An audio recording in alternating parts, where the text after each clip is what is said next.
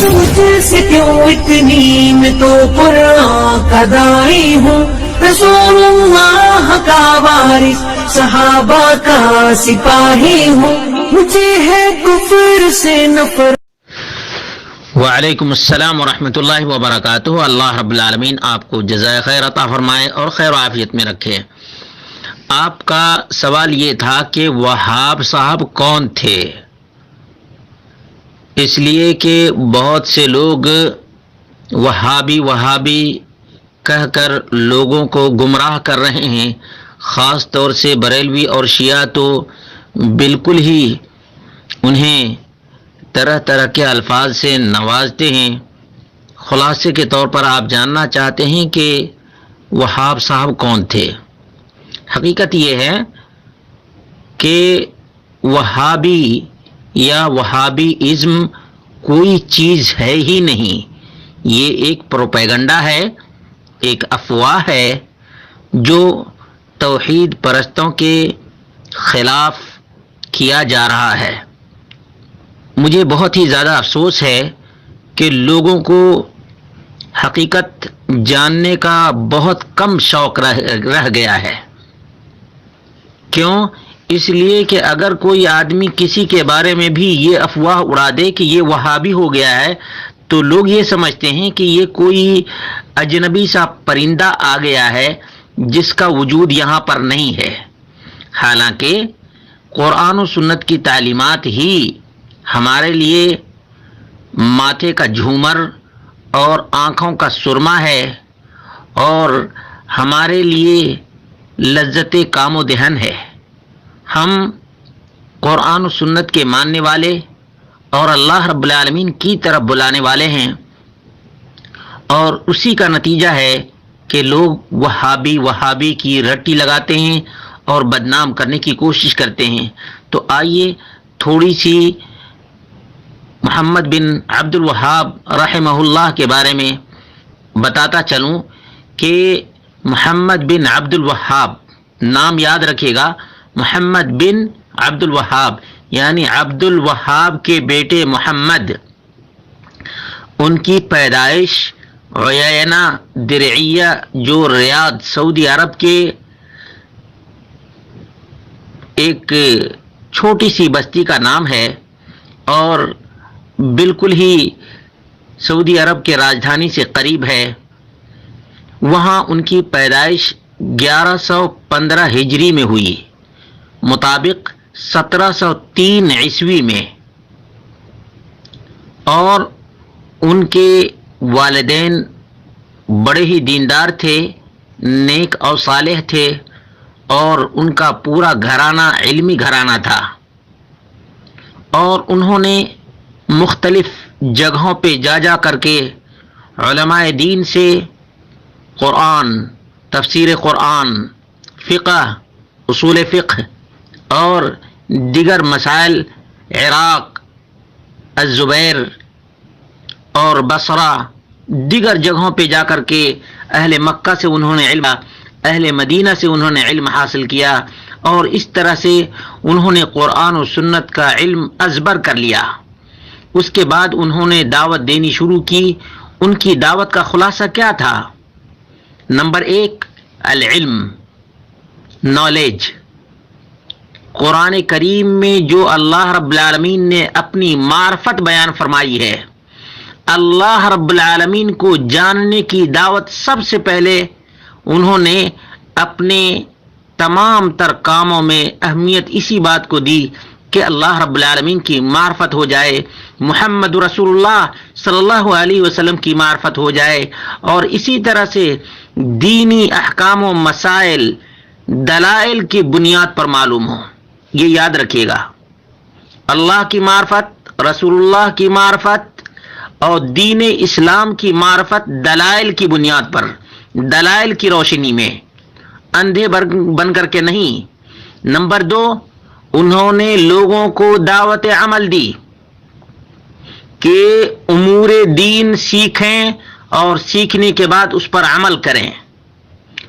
Number 3, जो कुछ सीखे हैं और जिन चीज़ों पर अमल कर रहे हैं ان چیزوں کی طرف لوگوں کو بلائیں، ان کو دعوت دیں، ان کو بتائیں کہ اللہ رب العالمین کا مقام کیا ہے، رسول اللہ صلی اللہ علیہ وسلم کا مقام کیا ہے، ہمارا دین کیا ہے، ہمارے دین کی حقیقت کیا ہے، اس پر ہم عمل کر رہے ہیں، ہم آپ کو بھی اسی دین پر عمل کرنے کی دعوت دے رہے ہیں۔ نمبر 4، جتنی بھی مشقتیں، جتنی بھی پریشانیاں اللہ رب العالمین کے دین پر چلنے میں، اسی طرح سے دین کی دعوت دینے میں اور دینی احکام و مسائل پر عمل کرنے میں آئے، اس پر صبر کرنا ہے۔ یہ 4 چیزیں محمد بن عبد الوہاب رحمہ اللہ کی زندگی کا خلاصہ ہے۔ انہوں نے علم کی دعوت دی، جہالت کو مٹانے اور ختم کرنے کی دعوت دی، عمل کی دعوت دی، کسل مندی، لیزینس، اور اسی طرح سے جو نام کے مسلمان تھے انہیں عمل کرنے کی دعوت دی، اور جن لوگوں تک قرآن و سنت کی دعوت نہیں پہنچی تھی ان لوگوں تک قرآن و سنت کی دعوت دینے کے لیے کمر بستہ ہو گئے، اور دعوت کے میدان میں انہیں جو تکلیفیں، انہیں جو پریشانیاں اور انہیں جو مشقتیں اٹھانی پڑی ہیں 200 سالہ مدت میں یا 250 سالہ مدت کی بات کر رہا ہوں، کسی بھی عالم کو، کسی بھی مفکر کو اور کسی بھی مفتی کو اور کسی بھی مفسر کو اور کسی بھی داعی کو اتنی مشقت، اتنی تکلیف، اتنی اذیت، اتنی پریشانی نہیں جھیلنی پڑی ہے جتنی محمد بن عبد الوہاب رحمہ اللہ نے جھیلی ہے۔ اور ان کی وفات شوال کے مہینے میں 1206 ہجری میں ہوئی، مطابق 1792 مسیحی میں عیسوی میں دریعیہ کے مقام پر جہاں ان کی پیدائش ہوئی تھی اسی کے قریب ان کی وفات ہوئی ہے۔ معلوم یہ ہوا کہ یہ وہ شخصیت ہے جس نے اللہ رب العالمین کی طرف بلایا، اللہ کے رسول صلی اللہ علیہ وسلم کی سنت کو زندہ کیا، اللہ کے رسول صلی اللہ علیہ وسلم کو جس طرح سے اللہ رب العالمین نے کہا تھا ادعو الی سبیل ربک بالحکمت والموعظۃ الحسنہ، کہ اپنے پروردگار کے راستے کی طرف بلاؤ حکمت کے ساتھ، پند و نصیحت کے ساتھ، اسی طرح سے محمد بن عبد الوہاب رحمت اللہ علیہ نے حکمت کے ساتھ، دانائی کے ساتھ، صبر کرتے ہوئے اور پند و موعظت اور نصیحت کرتے ہوئے لوگوں کو اللہ رب العالمین کا پیغام سنایا۔ اسی طرح سے ان کے ساتھ ہوا جس طرح سے محمد رسول اللہ صلی اللہ علیہ وسلم نے لوگوں کو توحید کی دعوت دی، تو جن لوگوں کی گھٹی میں شرک بسا ہوا تھا ان لوگوں نے محمد رسول اللہ صلی اللہ علیہ وسلم کی دعوت کو قبول نہیں کیا۔ اسی طرح سے شیخ محمد بن عبد الوہاب رحمہ اللہ کی دعوت توحید خالص، اللہ واحد کی عبادت، اللہ رب العالمین کی ذات میں کسی کو نہیں شریک ٹھہرانا۔ اسی طرح سے محمد رسول اللہ صلی اللہ علیہ وسلم نے جو صفات اللہ رب العالمین کے بیان فرمائے ہیں وہ صفات کسی اور کو نہیں دینا، داتا کسی اور کو نہیں کہنا، مشکل کشا کسی اور کو نہیں کہنا۔ رب ذوالجلال والاکرام ہی مشکل کشا ہے، وہی حاجت روا ہے، وہی تمام کے لیے داتا ہے، جسے چاہتا ہے جتنا چاہتا ہے دیتا چلا جاتا ہے۔ یہی ان کی دعوت کا خلاصہ تھا۔ اور کہا کہ ان بزرگان دین کی تم پوجا و پرستش مت کرو، بلکہ ان بزرگان دین کے رب کو پکارو، ان بزرگان دین کے مالک اور خالق کو پکارو۔ تم ان کو کیوں پکارتے ہو؟ ان کی قبروں کو تم نے پختہ کیوں بنایا ہے؟ محمد رسول اللہ صلی اللہ علیہ وسلم نے قبروں کو پختہ بنانے سے منع کیا ہے، قبروں کو اونچی کرنے سے منع کیا ہے، تو لوگوں کو برا لگا۔ آج بھی انہی لوگوں کو برا لگتا ہے جو لوگ قبروں کی پوجا کرتے ہیں، جو لوگ قبروں پر چادر چڑھاتے ہیں، جو لوگ قبروں پر پھول چڑھاتے ہیں، جو لوگ قبروں پر سجدہ کرتے ہیں، جو لوگ قبروں کی کمائی کھاتے ہیں، جو لوگ قبروں کی ہڈیاں بیچتے ہیں، اور وہی کیا نہ بیچوگے جو مل جائیں صنم پتھر کے. یہ بریلوی بھی ویسے ہی قبر کے پجاری اور شیعہ بھی قبر کے پجاری، دونوں کے دونوں غیر اللہ کی عبادت کرنے والے، غیر اللہ کو مشکل کشا سمجھنے والے اور غیر اللہ کو حاجت روا سمجھنے والے ہیں.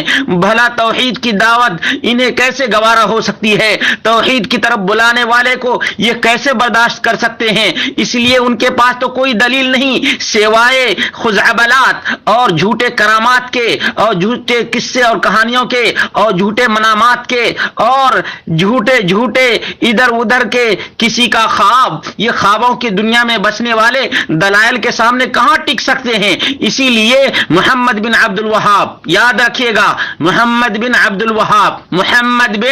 عبد الوہاب رحمہ اللہ کو یہ طرح طرح کی گالیاں دیتے ہیں اور طرح طرح سے ان کو القاب دیا جاتا ہے تاکہ لوگ بدظن ہو جائیں اور لوگ ان کی دعوت کو قبول نہ کریں. لیکن اللہ رب العالمین کا فضل و کرم ہے، جس قدر لوگ تعلیم یافتہ ہوتے جا رہے ہیں، توحید کو سمجھتے جا رہے ہیں، شرک سے دور ہوتے جا رہے ہیں، قبر پرستی کو چھوڑتے جا رہے ہیں. اسی لیے قبر پرستوں کو تکلیف اس زمانے میں بھی ہوتی تھی اور آج کے زمانے میں بھی تکلیف ہوتی ہے ان کو کہ کیوں لوگ قبروں پر نہیں سر جھکاتے، کیوں لوگ قبروں پر ماتھا نہیں ٹیکتے، قبروں پہ بکرے کیوں نہیں لاتے، قبروں پر کیوں نہیں چادریں چڑھاتے ہیں، قبروں پر کیوں نہیں پھول چڑھاتے ہیں، کیوں نہیں قبروں پہ اگربتیاں جلاتے ہیں. ہم تو یہ کہتے ہیں کہ جس کی قبر میں اندھیرا ہو اس کے قبر کے اوپر تم لاکھ کیوڑے اور گلاب کے پانی چھڑک دو، اس کی قبر میں خوشبو جانے والی نہیں ہے. اللہ رب العالمین ہم سب کو توحید کی دولت نصیب فرمائے اور اللہ رب العالمین ہم سب کو محمد رسول اللہ صلی اللہ علیہ وسلم کی تعلیمات پر عمل کرنے کی توفیق عطا فرمائے اور اللہ رب العالمین توحید کی دعوت دینے والے تمام علماء سے محبت کرنے کی توفیق عطا فرمائے اور اسی طرح سے جو لوگ شرک کی طرف بلاتے ہیں، شرک کی دعوت دیتے ہیں، ان سے ہمیں نفرت کرنے کی توفیق عطا فرمائے اور جو عوام الناس ہیں انہیں توحید کی دعوت دینے کی توفیق عطا فرمائے. والسلام علیکم ورحمۃ اللہ وبرکاتہ.